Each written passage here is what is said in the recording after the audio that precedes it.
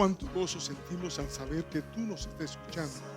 En este preciso momento, te queremos dar la bienvenida a nuestro podcast, El Misionero en Acción. Ten presente que tú eres muy, muy importante para nosotros. Queremos a través de nuestro podcast, El Misionero en Acción, ser de bendición para tu vida. Solo en este tiempo que tendremos contigo, estaremos enfocados en la palabra de Dios, que es la fuente de sabiduría que tenemos. Y hoy tendremos un gran tema. En nuestro tema anhelamos que tú lo aproveches minuto a minuto, segundo a segundo. Con la ayuda de Dios no te vamos a defraudar. Está con nosotros en este primer tiempo nuestro hermano Rubén y nuestro hermano Enrique Ureña, quien es abogado, además teólogo y un estudioso apasionado de la palabra de Dios. Placer de verdad poder compartir este tiempo. Soy Rubén, estaré también compartiendo con ustedes este precioso momento donde vamos a compartir ideas acerca de lo que es la Biblia, de lo que es la palabra de Dios. Es un tiempo que hemos preparado con mucho amor, con mucho cariño para ustedes, para todos nuestros oyentes. Y de verdad que es un placer poder contar con nuestro hermano Enrique, que va a estar acompañándonos en esta noche con este tema, que es la Biblia. Yo soy Joaquín y quiero introducir en este caso, ya sabemos, al hermano Enrique con una lluvia de preguntas. Y la primera pregunta es, ¿qué es la Biblia? La Biblia es la palabra de Dios. La definición más acabada, más exacta, podríamos traer aquí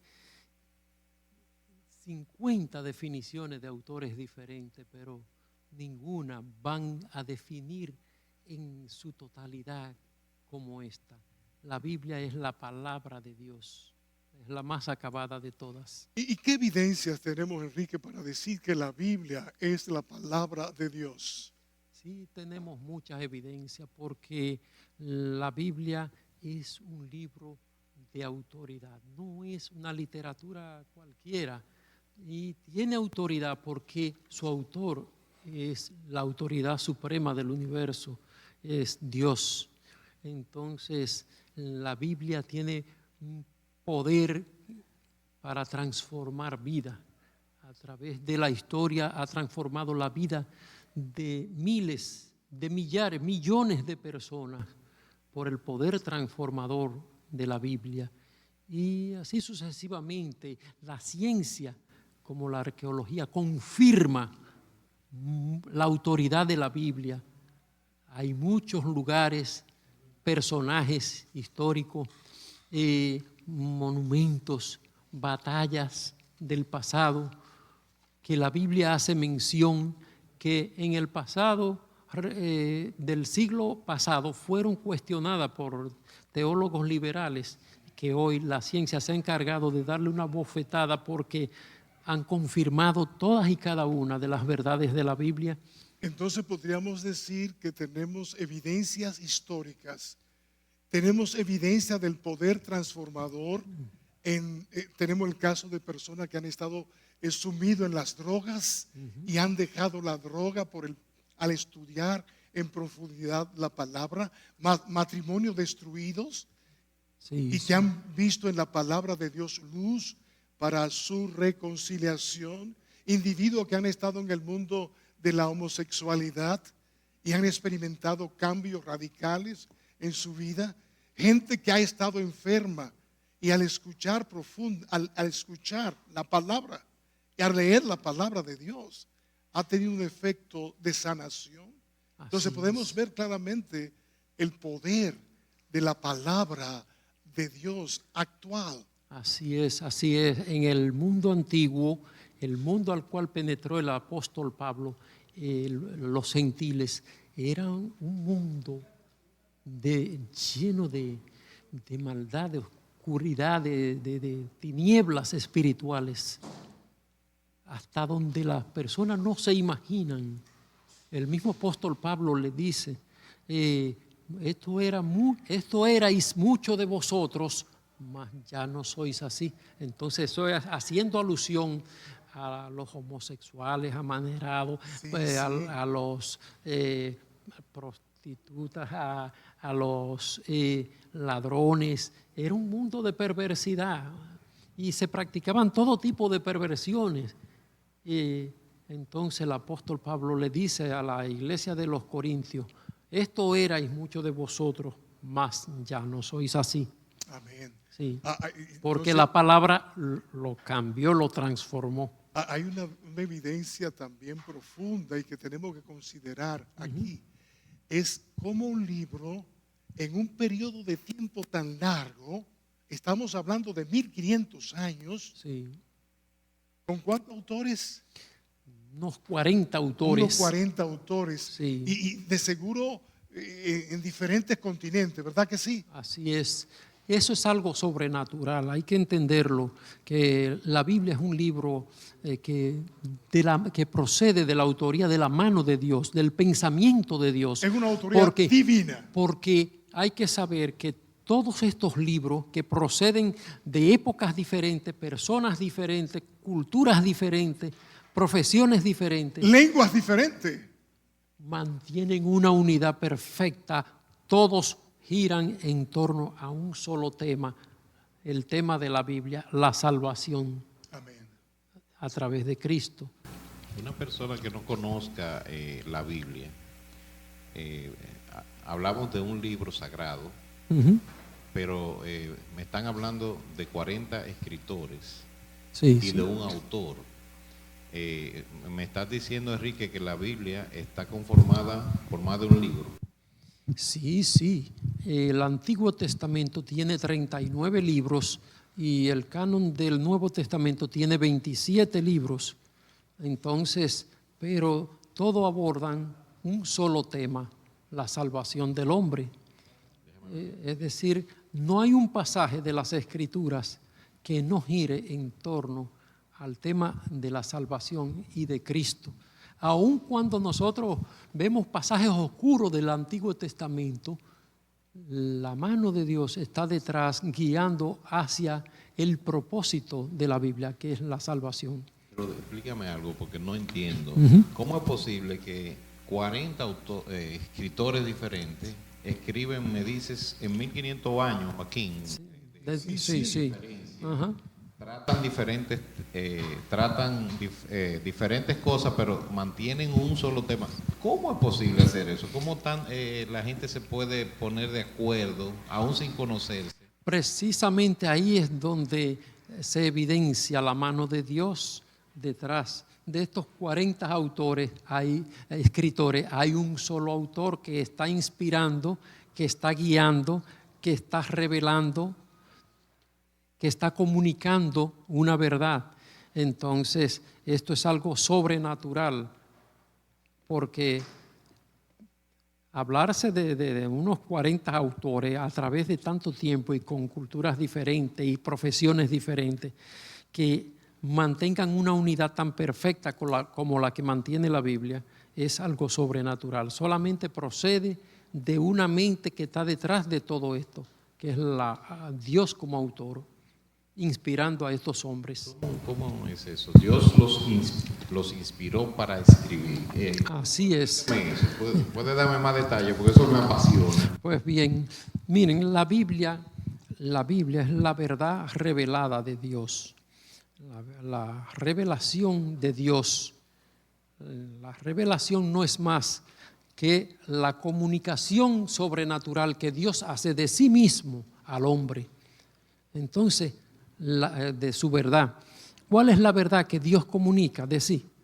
Bueno, Dios le revela al hombre quién es Él, su nombre, sus atributos. Dios es omnisciente, eterno, omnisapiente. Todos esos atributos Dios se los comunica al hombre. Dios le comunica todos los aspectos de su ser al hombre, pero con una finalidad, porque la revelación no era un fin en sí mismo. La revelación perseguía un propósito, Y el propósito está relacionado con el tema de la Biblia, la salvación. Entonces Dios se dio a conocer con un propósito. Y el propósito era traer a su Hijo para salvar al hombre. Hay algo muy importante y es el hecho, además de esas evidencias que tenemos, hay una evidencia muy especial, es la capacidad profética que hay en la palabra, el cumplimiento de profecías, pero que hay otros libros de otras religiones que también manifiestan profecía. Y el caso, por ejemplo, de Notre Dame, que presenta profecías. ¿Qué diferencia hay entre las profecías de la Biblia y la profecía de estos libros religiosos? Y como el caso de el profeta Nostradamus. Bueno, la profecía de la Biblia tenía un propósito redentor, la salvación, un propósito que se ha ido cumpliendo en el tiempo, la palabra de Dios. Pero estos llamados profetas, que no son más que falsos profetas, como Nostradamus, abordan temas diferentes que no tienen nada que ver con la salvación del hombre, que no edifican a nadie. La Biblia, las profecías de la Biblia edifican al hombre. Sí. Otra cosa importante que podemos notar en la profecía, que dan evidencia de que es la palabra de Dios, es que generalmente en estos libros de otras religiones, en el caso de Notre Dame, son como relámpagos, no hay como un detalle de la profecía como se ve claramente en la Biblia. ¿Me doy a entender? Sí, sí. Sí, esa es la realidad, es como que se puede ver de manera clara. Para mí era un absurdo, Enrique, para mí era un absurdo antes, cuando mi fe no estaba tan firme, que yo no, por mi mente no pasaba el hecho de la señal de la bestia. El hecho de la señal de la bestia no pasaba por mi mente. Pero cuando veo ahora con las tarjetas de crédito y que la gente está utilizando el microchip en las tarjetas y que pronto lo va a tener en su cuerpo, veo cómo se está cumpliendo ahora en este tiempo esa profecía. Porque ya dentro de poco tú no podrás comprar ni podrás vender. Eso lo decía la Biblia hace 2000 años. Sí, sí. A través del WhatsApp, por ejemplo, nos tienen controlado en el mundo entero, hasta los respiros, todo lo que usted hable o escriba. Hay un control mundial sobre esto.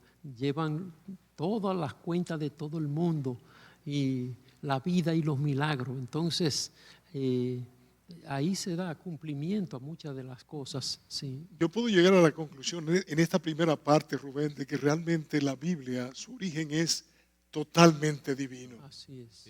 Sí, la unidad, el poder que hay en ella, la revelación de Dios, las evidencias históricas, como tú decías, de los arqueólogos que han buscado evidencia, que no es como muchos consideraban que era un libro mitológico o una leyenda, sino todo lo contrario. En este caso vemos que hay evidencias objetivas, evidencias históricas. Hubo un movimiento de los teólogos liberales del siglo que surgió en el siglo antepasado, el siglo XIX, tendente como a desmontar todas las verdades de la Biblia. Lo cuestionaba todo. Dentro de este movimiento estuvieron inscritos ahí teólogos de católicos y protestantes. Y da pena, pero en realidad la ciencia, la arqueología sobre todo, le ha dado una bofetada a muchos de estos teólogos porque han confirmado todas las evidencias que ha dado la arqueología, han confirmado que la Biblia tenía razón y no ellos. ¿Estás diciendo, Enrique, que hubo un movimiento para desacreditar las escrituras que surgió dentro de hombres de prestigio dentro de la iglesia? Fueron hasta obispos dentro de la iglesia, teólogos eminentes, protestantes y católicos, que surgió en el siglo XIX, cuya finalidad era destruir las Escrituras, pero ni aun ellos pudieron destruirla.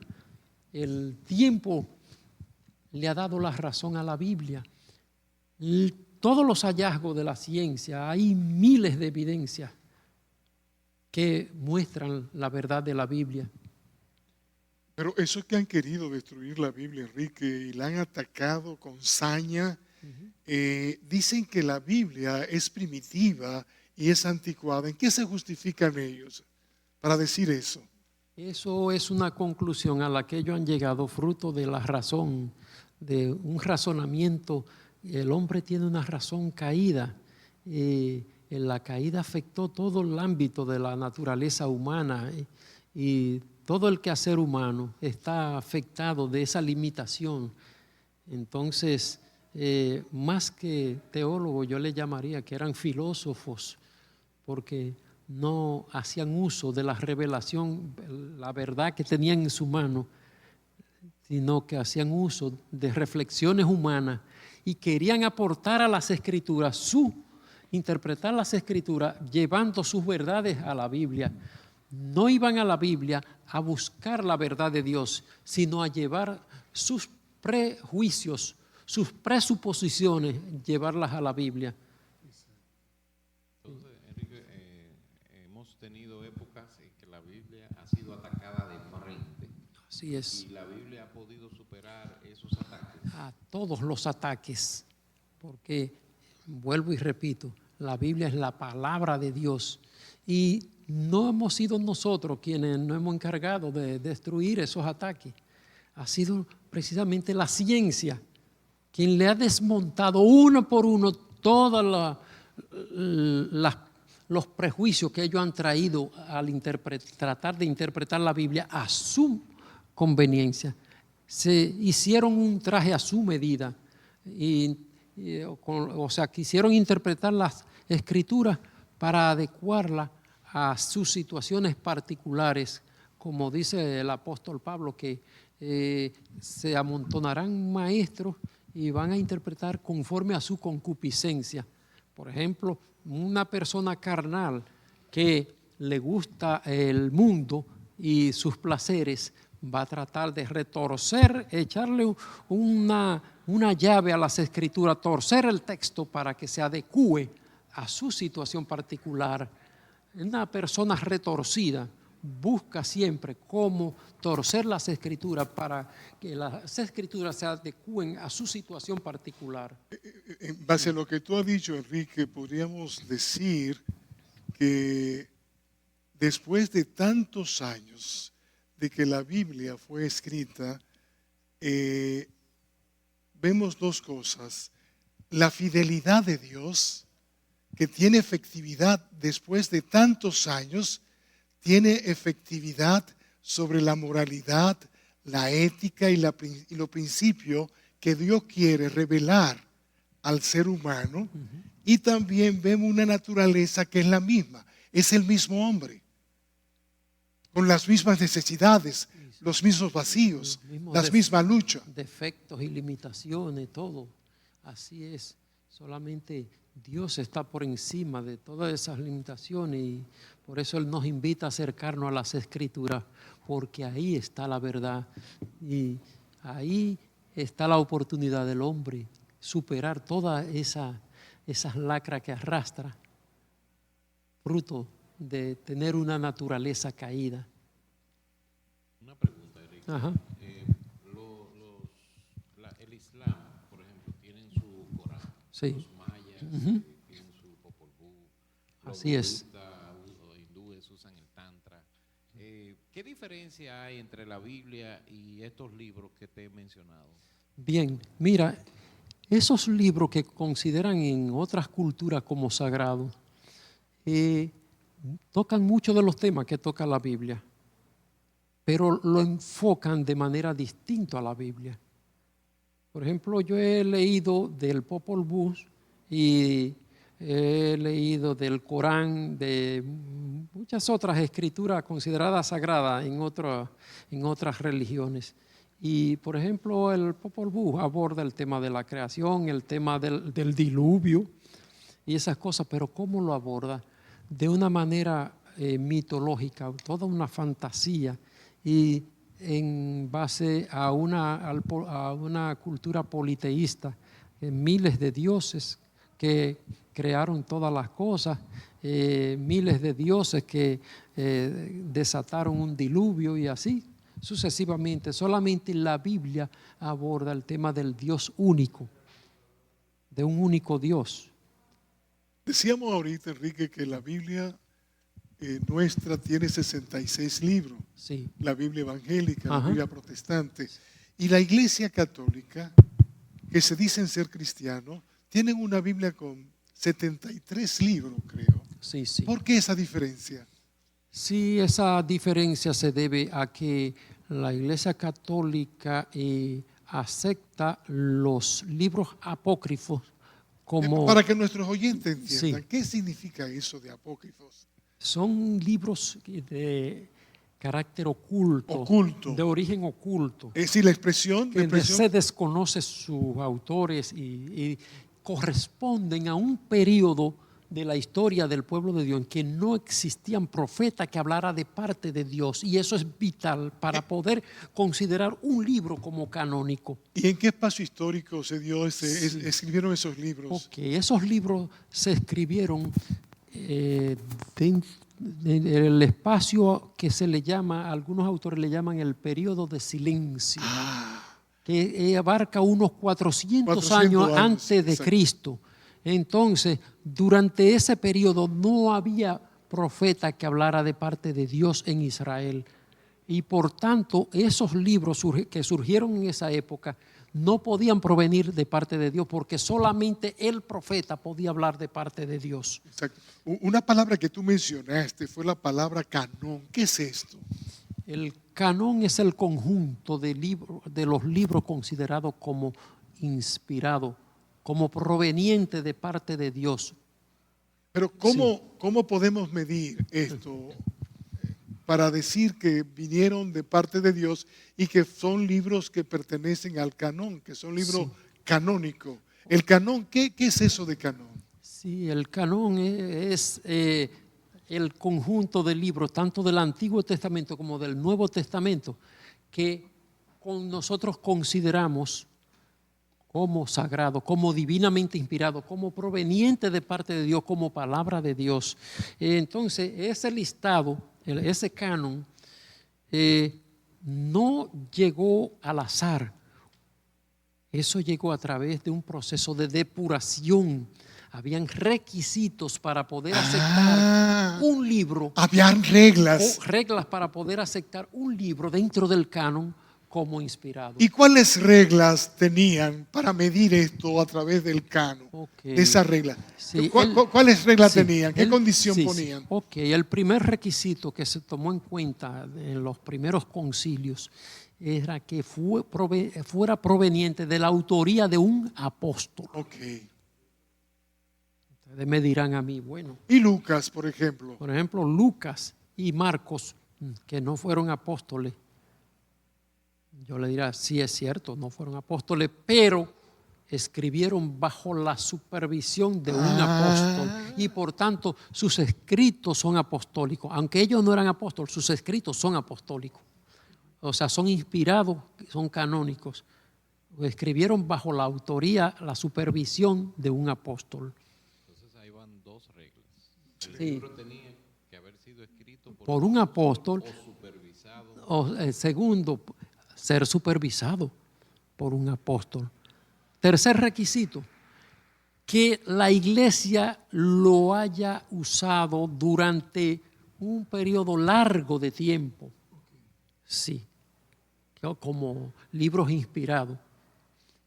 Cuarto requisito, que hubiera armonía entre los escritos del Nuevo Testamento con lo del Antiguo Testamento. Exacto. Y de estos libros apócrifos no tenemos evidencia en el Nuevo Testamento.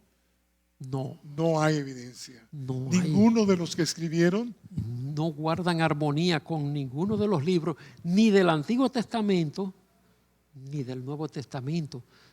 con los principios, las verdades que Dios trazó desde el origen, no hay armonía, porque muchos de esos libros que son valiosos desde el punto de vista histórico, desde el punto de vista cultural, son valiosos, pero solamente en aquellos aspectos en que no choquen con estos 66 libros que nosotros consideramos inspirados del canon de Dios. Una pregunta. Ajá. En la época de Jesucristo, Sí.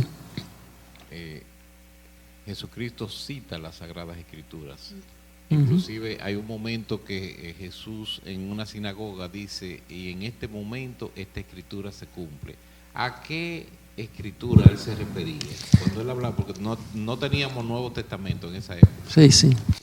Él estaba leyendo un pasaje del profeta Isaías. Entonces, estaba haciendo alusión a profecías del Antiguo Testamento porque todavía el Nuevo Testamento no se había escrito. Jesús usó el Antiguo Testamento, al igual que los apóstoles también, cuando se lanzaron a proclamar el Evangelio por todo el mundo, fueron con las escrituras que tenían a mano, que eran las del Antiguo Testamento, con todos esos rollos al hombro a proclamar las verdades del Evangelio. La Biblia no era como la tenemos hoy, que hoy la tenemos aquí empastada en un libro o de manera digital. Se usaba un rollo, ¿verdad? Sí, sí. Nosotros estamos en una época de bendición que la tenemos hasta en los celulares. Y ellos tenían las escrituras en rollos y tenían que cargar con todos esos rollos. Muchas veces tenían que tener secretarios, ayudantes, para poder cargar esos rollos porque eran muy pesados. Sí. Entonces, Jesús, ¿en qué idioma estaba escrita la Biblia en esa época? Sí, las escrituras del Antiguo Testamento, la Biblia se escribió en hebreo y hay porciones en arameo. Y el Nuevo Testamento, sí, y el Nuevo Testamento está escrito en griego. El Nuevo Testamento en griego. Sí, sí. Entonces tenemos arameo, tenemos griego. Hebreo, arameo y griego, las escrituras. En el caso específico de la Septuaginta, Ajá. ¿qué tú sabes de esto? Esa versión, Sí, ¿en qué consiste? La Septuaginta se le llama también la traducción de los 70. Fue la primera versión de las escrituras a un idioma que no fuera el hebreo. Unos 250 años antes de Cristo se tradujo. Unos 70 hombres eminentes tradujeron las escrituras del hebreo al griego, que era el idioma común en todo el mundo antiguo conocido, a través de todo el Mediterráneo. Entonces se hizo en la ciudad de Alejandría, al norte de Egipto. Se hizo una traducción de los libros de las escrituras, entonces del hebreo y el arameo al griego, que era el idioma de esa época, el idioma común que se hablaba en todos los pueblos del mundo antiguo. Yo quisiera que no concluyéramos sin hablar de algo. En el caso de la Vulgata Latina, ¿qué sucede en ese caso? ¿Se tradujo a qué idioma? Al latín. Al latín. Sí, porque... ¿Hay diferencia? Sí, sí. Ya para el siglo IV, después de Cristo, ya estamos hablando después de Cristo, para el siglo IV y V, el idioma común en todo el mundo antiguo no era el griego, sino el latín, porque era el idioma que se hablaba en el Imperio Romano. Entonces el Imperio Romano se había extendido sobre todo lo que fue el Imperio griego y el mundo hablaba el latín y hubo la necesidad de traducir las escrituras al idioma que era hablado en esa época. Entonces ahí se levantó un gran hombre de Dios llamado Jerónimo, que tradujo de la Septuaginta al latín. Bueno, señores, Este es un tema muy... pero nuestros podcasters en todo el mundo, este tema tenemos que concluir. Pero antes de concluir, ¿tienen algún mensaje final que quieran compartir con nuestros oyentes de todo el mundo acerca de la escritura, de lo que dice la palabra? Hay un verso en la palabra, Enrique, que me gusta mucho, que es: toda la escritura es inspirada por Dios y útil para enseñar, para redarguir, para corregir, para instruir en justicia, a fin de que el hombre de Dios sea perfecto, enteramente preparado para toda buena obra. Me encanta ese verso. Es precioso, y sobre todo cuando habla de redarguir, significa convencer. Y la Biblia, la palabra de Dios surte ese efecto, convence de pecado. Yo personalmente puedo dar testimonio que fui alcanzado por el poder de la palabra de Dios. Leyendo las Escrituras llegué al convencimiento de que tenía que arreglar mi vida con Dios. Y hice mi decisión leyendo las Escrituras. Bien, reiteramos a nuestro podcast la gratitud por estar con nosotros. Estamos muy agradecidos y te esperamos en el próximo programa. Que esté con nosotros. Aquí estaremos para llevar